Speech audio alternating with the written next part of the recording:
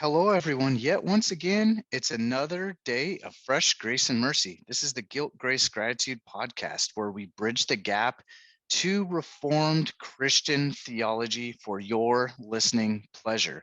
Today, we are doing a book club episode, and we have Dr. Karen Swallow Pryor on.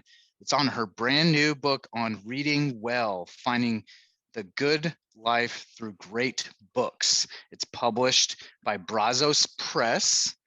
And so we'll jump into that conversation here in a moment. But as always, there's just a few reminders on our show notes. So if you click on our episode before or after the show, or maybe even during, you can kind of see a lot of links and information. You're going to find a link to Brazos Press. You'll be able to find Dr. Karen Swallow Pryor's book there, as well as other books from Brazos Press, obviously. You could purchase the book there for yourselves. There's also a link to find a local Reformed church near you. We know that the most important thing is to find a church to call home. So you click that link, you type in your zip code, you will find the closest Reformed church to your geographic area. And with that said, we do have an upcoming church here in Orange County, California, in about 6 or so months this year, with Peter Bell, Lord willing, Santa Ana Reformed. So find out more information about that if you're in the Southern California area or know somebody that needs to find a church.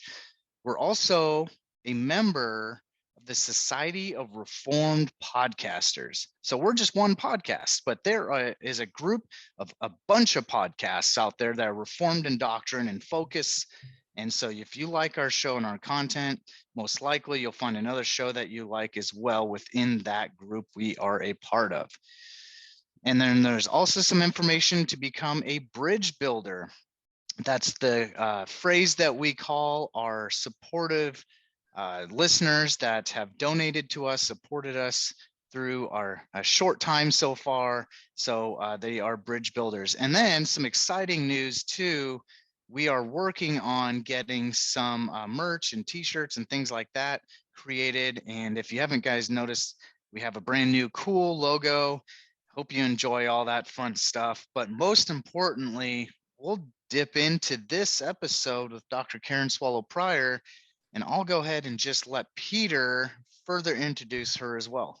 Yeah, we got Dr. Karen Swallow Pryor, who's research professor of English and Christianity and culture at Southeastern Baptist Theological Seminary. She's the author of a couple books with Poetry Press, Thomas Nelson, this one with Brazos, and Zondervan with a few others as well. Done a bunch of articles. She has a podcast, Jane and Jesus, which we'll also link to in the show notes. Contributed to other books, spoken at a bunch of different colleges, but I like to know her as the notorious KSP. So how's it going? It's going notoriously. Yeah. Thanks for having me. Absolutely. Well, yeah. I saw that on social media with your. I was like, I got to throw that in there somewhere, somehow. If we're good with our editing skills, maybe put this on Peter. We could find the clip, the Notorious B.I.G. That's right. Kind of intro. Yeah. I'm gonna find it somewhere. I'm gonna put it in there. Intro you there. Exactly. Yeah. So cool. Yeah. I mean, how's it going? And then kind of towards this as well, tell us a bit about yourself, about this work, and kind of in general too, what got you into this tradition, the classical tradition, the great book tradition that kind of fed this work?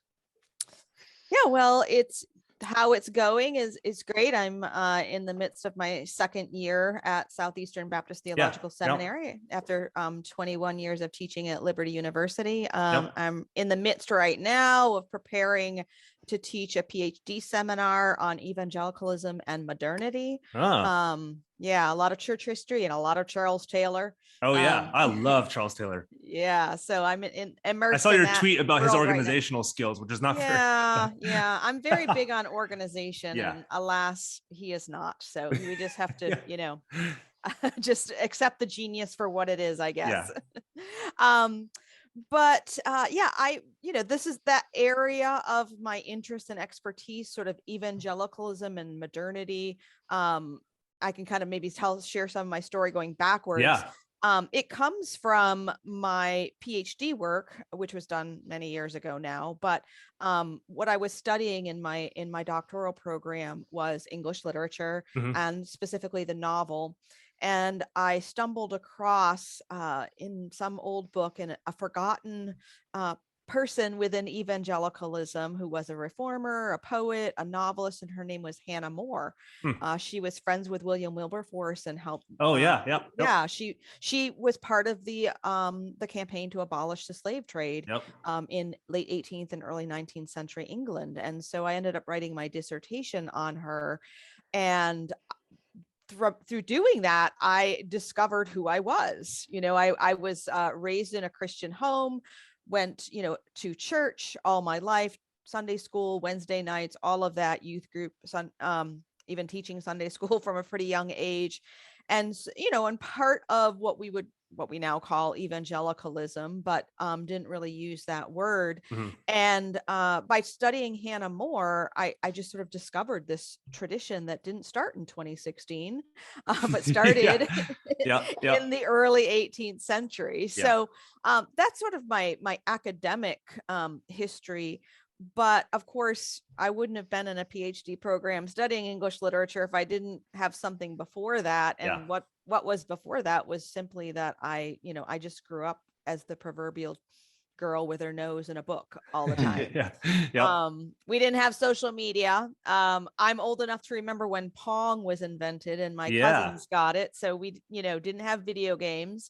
That doesn't mean everyone read. Even growing up that long ago, I didn't have many friends who were readers, but I just simply, I was exposed to books when I was young. I loved it. And even, in my youth and adolescence, I was always reading, but I wasn't necessarily reading good literature. I was reading, Danielle Steele, horror, Stephen King, actually. Confession, I think Stephen King is pretty good. Now I listen to his books on Audible when I'm running, and he's really good. But that's got to be fun. Like you're constantly like looking behind your back while freaking out as you're running. That's probably helpful when you run too. You're running behind me. When the pandemic hit, I decided I would read, because when I was a teenager, I read The Stand, which was the original version is cut, and then he later released the uncut version of The Stand. Geez. And so I listened to it on Audible on my runs those first few months of the pandemic. And you PR'd all your running times. Yes, right? Yes, exactly. So all that to say that I grew up reading, but I didn't necessarily read good books, yet I fell in love with reading, and I learned to cultivate my taste and to be formed. I was formed by not just the books I was reading, but I was formed by the habit and practice of reading itself. Yeah, that's great. And that's, I think, both, if I can speak for Nick and I too, that's kind of how we got into this podcasting world. Was we both started reading kind of in the reformed world, some stuff like we've never thought about this stuff before. It's bringing up stuff that we've never thought of before, and it's written better than anything we've ever read before. And especially when he gets into you can call it the classical, like the Greek and Roman stuff, but the great book tradition is just written different than we see. Maybe you can talk a little bit about what is the great tradition? What are these books? Who wrote them? When is it written? All that stuff. Yeah, so there is this phrase, the great books, or the great books tradition. And when it's, in its most formal and strictest sense, it's talking about really the classical works of literature of Western civilization. So you begin with Homer and Virgil and go through the greats like, Dante and Milton. And, it's really, when we use the term that way, it's like all dead white men. Let's be honest. And when I went to grad school, it was right at the beginning when the canon, that is, we talk about the canon in scripture, the books of the Bible. Well, in literature, we also talk about the canon. Was it Mortimer Adler stuff? So the canon wars were just sort of beginning at that time, where people were saying, hey, maybe there are some other books that were written outside the canon that should be in the canon. Now that's getting a little in the weeds, but all that to say that there are, what we what we would traditionally call great books. But the way I use the term, even in my book, is really great literature, Yeah. right? Yeah. Which of course includes the canon, but Yep. also there are works of literature, like I include Flannery O'Connor. She is dead and she is white, but she's not a man. And then, there are other, African-American writers that are, Yep. alive today that Yep. write really good literature. Yeah. And I think, what I found, interrupt me if you must, but you've got me on a track here. What I have found in 30 years of an academic life, and more than that, being a Christian, is that so many Christians today, in American evangelicalism, in a broad sense, don't even know that there's a difference between good writing and bad writing. Absolutely, right? 100%. Between literature and Francine Rivers, or they're either just looking for like information, just give me information, like give me what or know, versus like good writing.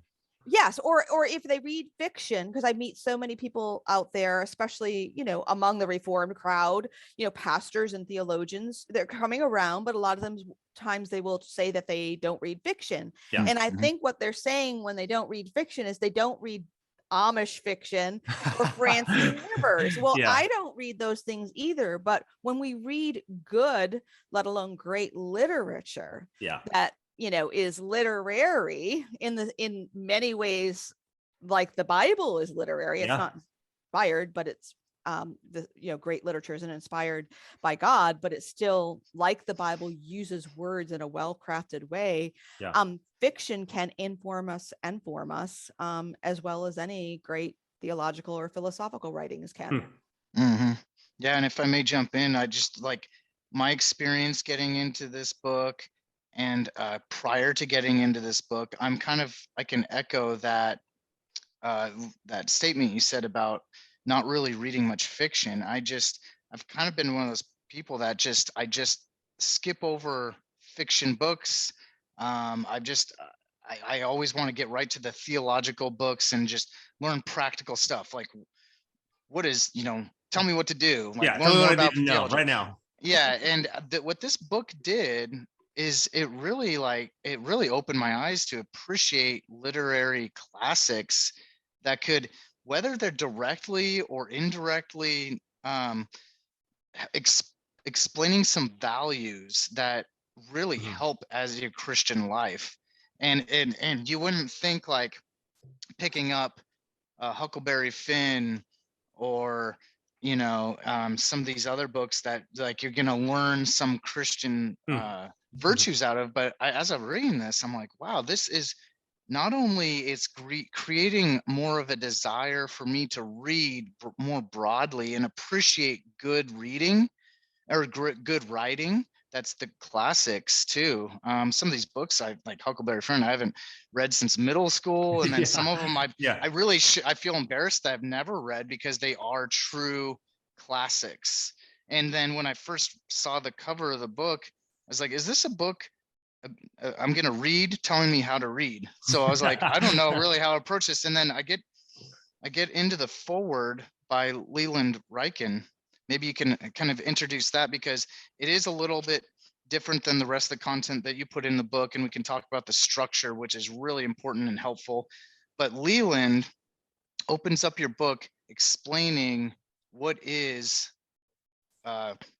good writing, like what is objectively actually pretty good writing. And there's some, a lot of quotes from like Aristotle.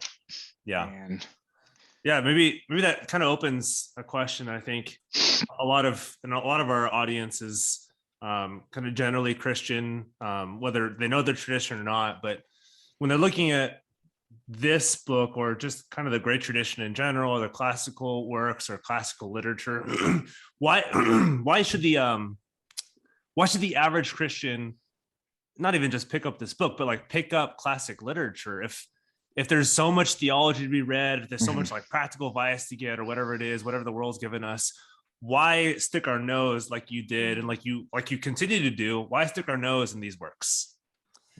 Well, I think we just start with the example that the Bible sets, right? The Bible includes lots of teachings and precepts and laws, but it contains a whole lot of things that are not that direct, right? Stories and troubling, disturbing stories that we're left saying, what are we supposed to learn from this? Because it doesn't really tell us directly what the point or lesson is. Or the Psalms and the Proverbs. The Bible is filled with literary language that not only informs but forms us, delights us, challenges us, forces us to ask questions if we're reading with any kind of attention whatsoever.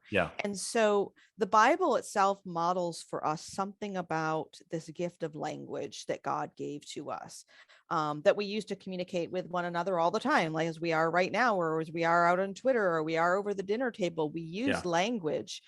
And so we are creatures of language. Being the gift of language is part of what it means to be made in the image of God.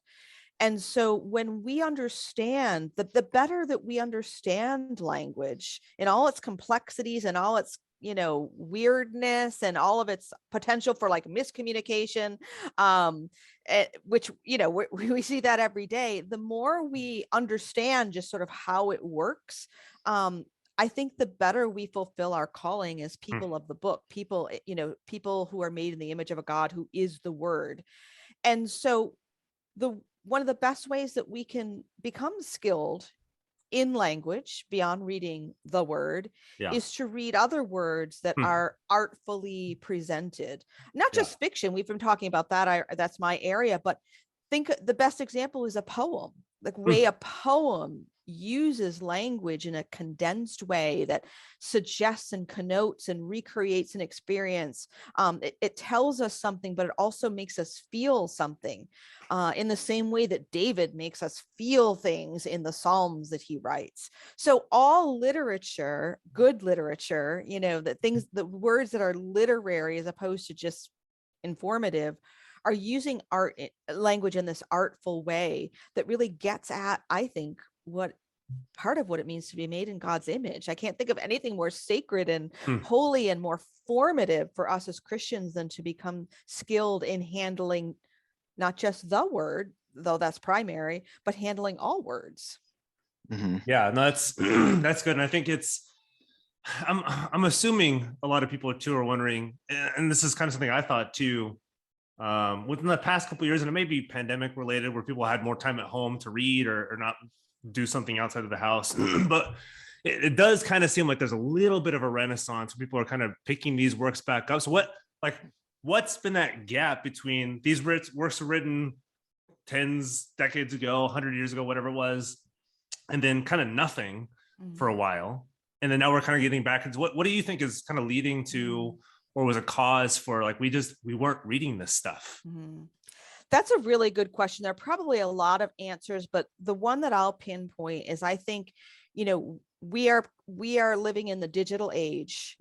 And we've been living with it for, 10 or 20 years now. And it's a lot. We're living in like a flood of information. We're surrounded by words every day, too many words.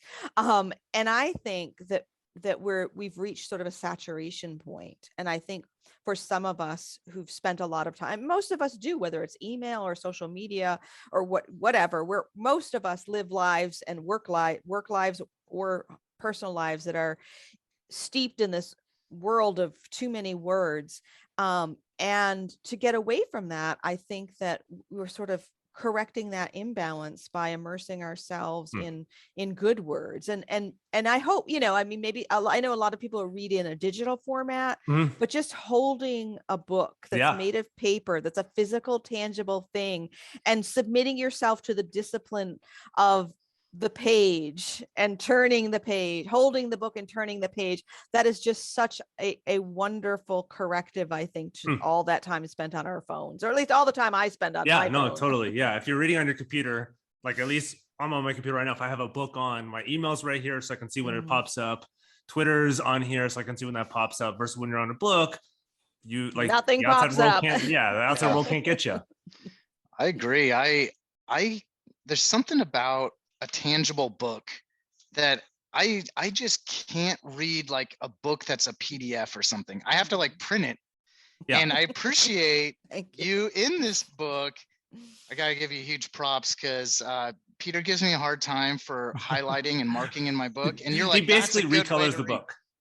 But you Good say for that's a you. good way. Like Yeah, I he take does. notes, I go through like crazy. So thank I'm you. very And selective. Nick is I, very liberal with it well, in the I best mean, way there's possible. I put a lot of my own thoughts recapping things, but it sounds like what you're saying in this day and age, maybe the first time ever, the quantity of writing is way bigger than the quality of writing.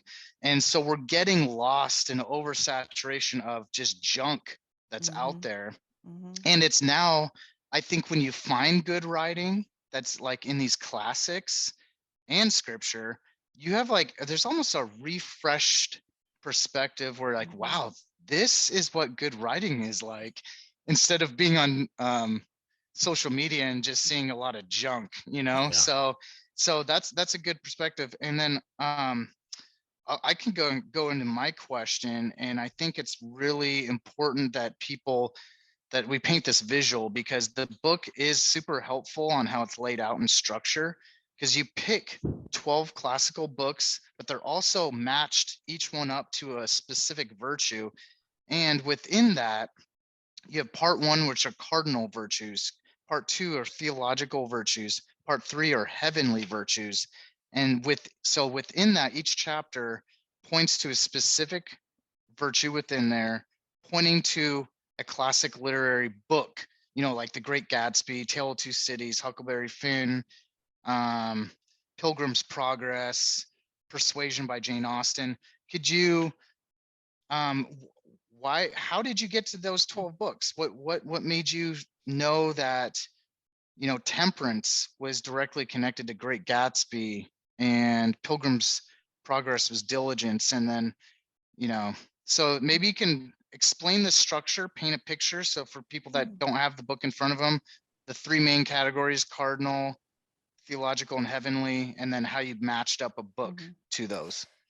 Yeah, no, thanks for asking that question. It's sort of the way it came up. I mean, originally this book wasn't even going to talk about virtues. It was just going to talk about some of the books that I love and what I've learned from them. Yeah. But I have been, my publisher is also the same one that publishes a number of works by James K.A. Smith. And I've been, I've been very influenced by his work and by that 3-volume series was incredible. Yes. Yeah.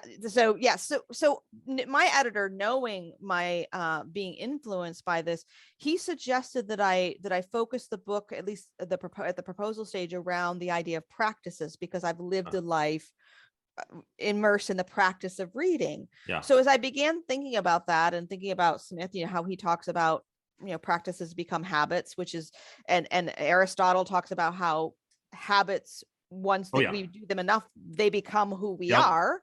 And as I began to think about how reading has made me who I am, I decided to look into virtues, which I'd never studied before. And so there are lots of different lists of virtues. There, there's a Catholic list, there's the Roman list, the Greek list, civic virtues, and then, the ones that I mentioned here. So there are tons and tons of lists. And so I just wanted to start with sort of the basic ones that everyone agrees on, like the cardinal virtues, and then the theological virtues. And so I had to sort of pick the virtues first. And then I just started thinking about which works exemplify them. And they weren't all obvious to me, and they aren't all direct. And so part of what I'm doing here is I don't want people to read books just for information, as we talked about. Like, I don't want them to read a story and say, oh, this is the lesson I'm supposed to get out of it. Books can and should do that, but that's not it. The most important way in which they work, the most important way in which they form us, is just by making us think and ponder and reflect and see the world through someone else's eyes. And so I don't know that, for example, that probably one of the least obvious examples in the book is perhaps people will often mention how The Road by Cormac McCarthy doesn't seem like it's very much about hope. That no apocalyptic literature about the end of the world seems very hopeful, and yet in kind of an inverse way, which is the way a lot of literature works, is by negative example, kind of a via negativa. It shows us that's really, to me, that's what it's about. And so it was a matter of kind of picking the virtues and saying, okay, now what work can I choose that doesn't necessarily set out to teach a lesson about that, but through my own reading kind of shows me what that virtue or even the lack of that virtue looks like. Yeah, and it seems like this helps us with, as we are people of the book, we are people of the Bible, where the Bible, I mean, unless you're inside the pastoral epistles or kind of the epistles of Paul, where it is a little more didactic and tells you, here's this, here's this, here's that. If you're in Hebrew literature, there's nothing telling you what David did necessarily when he's with Bathsheba is wrong until you read what Nathan says. And so you kind of have to assume based off what the author is saying that he's forming this in such a way. And there's a lot of biblical literature where it is the via negativa. It doesn't tell you that this is wrong, but you assume kind of based off context. So how does reading these things kind of help us better read other stuff as well?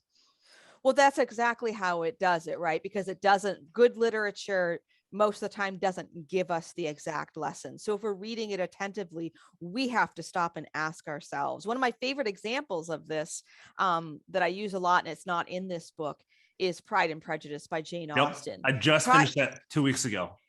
What Austen does is so brilliant. She sets a trap for us because we love Elizabeth Bennet. We're supposed to love her. We're supposed to identify her. We're supposed to think she's smart and witty and intelligent, just like we are. And, that's why we love her so much. And then it turns out that she has been completely blinded by her own trust in her perception and her judgments. And, the central line, she says, I did not know myself. Like she's confronted with the fact, like, wow, I did not know myself. And she's talking about Mr. Darcy, but she's really talking about how what she has learned is that her own judgments and her perceptions are not as trustworthy as she thought they were. And so when we read that, if we're paying half attention, we think, oh, wow, I guess sometimes my judgments and perceptions can be wrong too. So that's what good literature helps us to do, just by the simple act of reading it, as we're forced into kind of thinking and seeing and in ways that we otherwise wouldn't have to do. Yeah. And some of the audience that might be driving around listening to this and maybe they're thinking, well, what are the virtues? Because we're having a really good discussion broadly about everything, which is fantastic. But when you zero it down and doing definition of terms, which we like to do on the show a lot, is just explaining in your words, how could you, let's say somebody knows nothing about anything with this book or anything like that, how could you explain what cardinal virtues are versus theological virtues versus heavenly virtues? Great question. So I'll start actually with virtue, because I'd like to define terms too. And so I think the best definition of virtue in kind of the clearest sense we have comes from Aristotle, and many others follow him, but he says that virtue simply means excellence. So anything that's created is made for something, for a purpose. And so we can only know if something is excellent if we know what its purpose is. So if I see like a bicycle and I've never seen one before, I have no way of judging whether it's excellent or not unless I know what it's supposed to do. And once I know what it's supposed to do, it does that really well. If I use a hammer like a saw, that's probably not possible, but if I use try the blunt side of it, I guess. Yeah. Like then I'm going to think, oh, this isn't a very good hammer because I'm not using it or whatever, very well. You get the point. So we have to know. So all things that are made and created for a purpose, and we can judge the excellence of that thing by how well it fulfills its purpose. Now, of course, we know as Christians that human beings were made to glorify God. That's our purpose, right? But even Aristotle, who was obviously not a believer, could look at human beings and say, there are certain, a person who is excellent or is virtuous is going to exhibit these qualities. And so he identifies a number of them. I didn't draw entirely from his list, but a virtue is basically, Aristotle says, a moderation between an excess and a deficiency. So if you have a quality like courage, which is one of the cardinal virtues, the 4 cardinal virtues are prudence, temperance, justice, and courage. And they are the ones that philosophers say all of the other ones depend upon, right? They're the main one. They're the ones, cardinal comes from the word that means hinge. And so everything else hinges on these virtues. So if we take an example like courage, and by the way, some of these things, because we're using the English language and they come from other languages. Sometimes a lot of this is Latin. So there's exactly. A lot of so nuance. Let's just say we take courage and let's just say it's sort of, chutzpah, that's what the quality is. If you have just the right amount, it's virtuous courage. But if you have too much of it, it's actually reckless and it's not courageous. It's not courageous to be too much, but it's also cowardly to not have enough. So virtuous courage is being neither reckless nor cowardly. And so we can go through all of the virtues and say, okay, if you have too much of it, it's a vice. And if you have too little of it, it's a vice. And so there are different sources of these. So the cardinal virtues are the ones that are most traditional. The theological virtues are the ones that come directly from the Bible: faith, hope, and love. And then the heavenly virtues, there are actually traditionally 7 of those, but 2 of them are cardinal virtues also. And so I cover the other 5 in my book. Chastity, not a very popular one. Diligence, patience, kindness, and humility. So that's just 12 virtues out of endless lists, but I think they're the ones that, that I think most of us probably need to practice more so that they become habits that make us virtuous. So my next, based on that answer, are some of these virtues, like you mentioned, cardinal and theological and heavenly, seem like they're a little more similar. Are some of them more vertical with our understanding of God, and some of them more horizontal with our human nature and how we understand ourselves?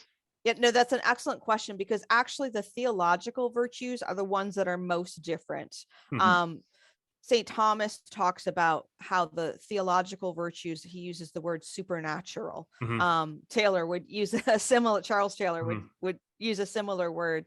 A lot of Christians, they think that word has to do with like magic and superstition, but no, it's very literal. Like the theological virtues are supernatural in the fact that the virtues in the way the Bible talks about them are ones that we cannot get on our own. Super is like a Latin prefix for like above or extra something. Right. And so so faith is, saving faith comes from God. Like we don't get it on our own. And the same with the kind of hope that we're talking about, that's a virtue.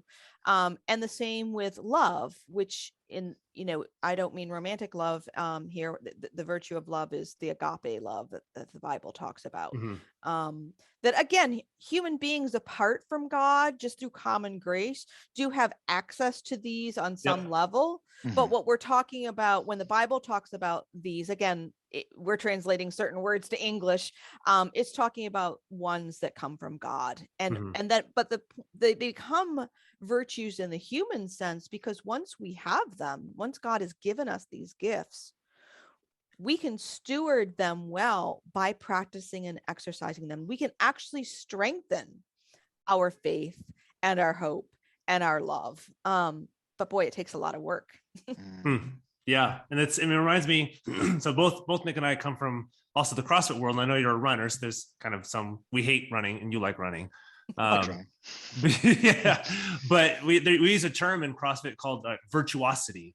virtuosity, somebody who moves, you almost don't notice they're moving well because they move so efficiently. You don't notice all the kinks. You don't notice all the excesses of movement. The injury rate goes lower. And so when somebody squats, you don't even think like, oh, that's a good squat. You're just like, that's a squat. That's what that thing what is. It's supposed to be, right? What it's supposed to be. You don't you don't notice it until they do something that's off of that spectrum, which it seems like you're pulling something from these books too, that they're almost so well crafted, they're so well designed, they're so well written that we don't notice that they're doing these things until we start digging deep. It's like, oh, there actually is something to this. Yeah, I love that analogy. And it matches with virtue itself, because what Aristotle says is that we haven't attained a virtue. You know, we can be conscientious and practice it and try to get it. But then when we get it is when it becomes what he calls second nature. Like we don't think about it. A lot of times I have to make a decision to be kind. Right. Like, okay, I'm going to be kind in this moment because I don't want to be. Well, when I achieve the virtue of kindness, it's when I don't think about it because it just comes out of me naturally. Yeah. If you've read Daniel Kahneman's work, Thinking Fast and Slow, that first order is something that just comes very natural to us. And that second order of thinking is something we have to consciously think about. And a lot of it is he doesn't talk about virtue in the book, but it sounds like a similar thing. We've been so formed by something that the mechanical nature of it, we just produce because that's who we are. That's what we do. Right. Yeah. And knowing the Bible is really the greatest love story of all time. And having God reveal redemptive history to us, and then we are made in God's image. Do you think there's kind of a connection there where we are, by being made in God's image, we're inspired, whether subconsciously or not, to even write fiction novels that have weird and parallel connections to scripture in certain ways? No, I think that's a great insight. I mean, there are some people who sort of develop that craft of writing fictional stories and then, doing it and then doing it well are two different things. But even in our everyday lives, I mean, we are creatures of story. If you come home at the end of the day, you have a conversation with your family. It begins like, well, how was your day? And then you answer that question with a story. Well, you should see what happened to me when I pulled into this parking lot. I mean, you tell a story about your day. And even in a more micro way, the way that we wake up in the morning and we might be thinking, oh, I've got to do this today, or, oh, I really regret what I said last night. I mean, these are stories that we tell ourselves. There's a lot of cognitive science too about trauma or abuse, where a lot, or just, for whatever reason, not having a good sense of oneself, that a lot of that has to do with the stories that get in our head that are false stories. And we can actually think differently about ourselves and the world if we learn to tell true stories. And of course, we know the root of that is what we find in scripture. But there are a lot of competing narratives out there today. So telling stories is part of what it means to be human, and telling good stories well is what it means to be a human being who is an artist with language. And we can't make a wide swath and say all of current literature just terrible, because there's some really good stuff out there as well. But it does seem almost like the art form has been kind of lost, and which is, I think, what you're trying to do. We're trying to recover this art form and go back to this stuff. It's like, hey, this there's some good stuff. We don't just have to tell people what to do, how to do it. We can read stuff even just for the pleasure of reading. We don't have to get something out of it at that immediate moment. We can just read it because it's good writing. Exactly. And it makes sense, because we are at the end of what was a 300 or 400 year period that was called print culture, right? Where everyone communicated through print. Their mindset was print. A great book I highly recommend for anyone who's interested in digging a little deeper into these issues at even an introductory level is Neil Postman's Amusing Ourselves to Death. That's a fantastic book. It is. And he talks about the differences between this print culture and what he calls it the age of show business, because he was writing before the digital age came about. And so we are creatures of our culture in that way. So the fact that we live in a culture that's more digital than print oriented, it's going to be harder for us to master this skill of language because it's not the most prominent in our culture. But no one more than the people who are people of the word should be the ones to steward this and to develop and cultivate not only the words themselves, but even a love and a desire for good words and language. Yeah, and I think reading through this book, there were some ones that, like you said, wouldn't be obvious on the front end that were strikingly sobering with warnings and lessons. And one that just pops in, there's a lot of examples, if not all of them, but The Great Gatsby. I was like, wow, Americans need to reread The Great Gatsby, because it's place in time in history. It's based loosely on real time and place during the Prohibition and all that stuff. And you can see the pendulum swift issues. And you're like, man, people need to reread the classics. Not saying don't read the Bible, because the Bible is the greatest book of the great books. And but with that said, that was more of a comment. But what do you have an attempt, or how do you attempt to kind of connect these virtues in classical books to scripture in each chapter? Yeah, I did. I did put a scripture at the beginning of each chapter. The Bible speaks to everything, so it wasn't that hard. Actually, there are lots of contenders for each one. But I wanted to make that connection because the Bible does have a lot to say about virtues, even though I've been talking about Aristotle a lot and Aquinas, who is a Christian, but not obviously not Reformed. The Bible has so much to say about all of the virtues that human beings identify. So it was pretty easy to find more than enough verses. So for example, for temperance, which is a chapter I wrote on The Great Gatsby, which I think is just such a cautionary tale about the lack of temperance. I use the scripture from 2 Peter 1:5-6, and this is in the KJV. And beside this, giving all diligence, add to your faith virtue, and to virtue knowledge, and to knowledge temperance, and to temperance patience, and to patience godliness. And this verse actually mentions a number of the virtues. And what I love about this passage is how it says what we've been talking about. Like, if you actually practice these things, one virtue leads to another.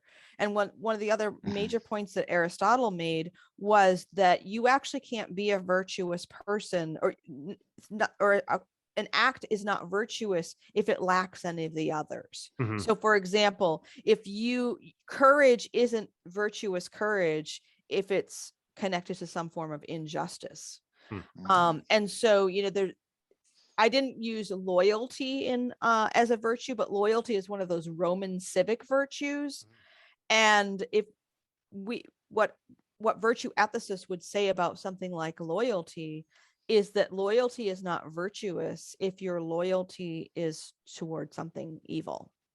And so all of the virtues have to be connected to the good in order to be virtuous. And I think that's an idea that we have lost a lot today, because we see a lot of admiration expressed for someone who might exhibit some good quality in doing something bad.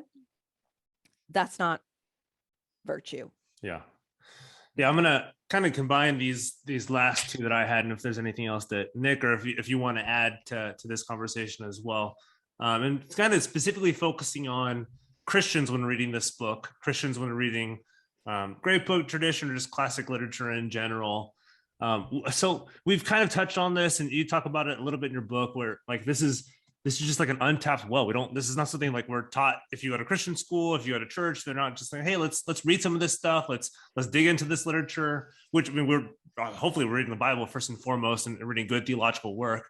But what's kind of like, what's kind of the neglect in Christian circles to not read fiction work, or to not read even like good biographies, good historical fiction, or like whatever it may be that's not explicitly theological or explicitly tied to the Bible, what's kind of the apologetic for Christians? We should be reading this stuff. Well, as I said, the stuff that's good, that's written well, is using language, I think, in the way that it was purposed to be used, the way it was created, not just to give us information, but also to help us to understand the world and ourselves and God better through language. And so we can, the worst example is what we read on Twitter or Facebook most of the times, right? The careless use of language is not well crafted. I mean, I'm on there. I'm not saying don't go there, but I'm just saying these are not these are, you can see a lot on there that makes your IQ drop as soon as you read it, right? So then that's maybe the worst example. But if we're spending, there's nothing wrong with reading something for pleasure, but the same way we might watch a sitcom on television, but something to go beyond that and say, well, you know what, I want to spend some time reading well-crafted words, and so I'm going to read some poetry or work of fiction, or or a very well-crafted essay or memoir. That's just doing something to our whole being, our heart, mind, and soul, that other careless words can't do. And so I think it's a good way to spend our time. I know we're, leisure time is at a limit, but maybe we can read something good for 10 or 15 minutes a day, instead of, scrolling Twitter or reading something junky.